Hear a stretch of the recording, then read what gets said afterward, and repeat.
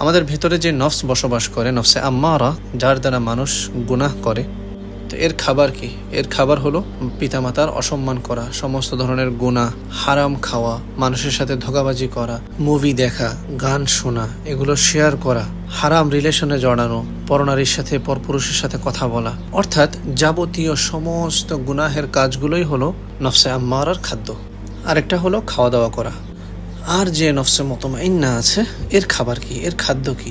এর খাদ্য হলো 5 ওয়াক্ত নামাজ, তাহাজ্জুদের ইহতেমাম করা, মানুষের সাথে উত্তম ব্যবহার করা, পিতামাতার সাথে সৎ ব্যবহার করা, সময় অসময়ে কোরআন তেলাওয়াত করা, জিকির করা, অর্থাৎ আল্লাহ তাআলা খুশি হয় এমন সমস্ত কাজ করা। তো এখন থেকেই একটু একটু করে নফসকে কন্ট্রোল করার হিম্মত করুন এবং নফসে আম্মারাকে পরিশুদ্ধ করে নফসে মুতমাইন্না বানাতে হবে। ঠিক আছে না ইনশাআল্লাহ? জাযাকুমুল্লাহু খাইর। আসসালামু আলাইকুম ওয়া রাহমাতুল্লাহি ওয়া বারাকাতুহু।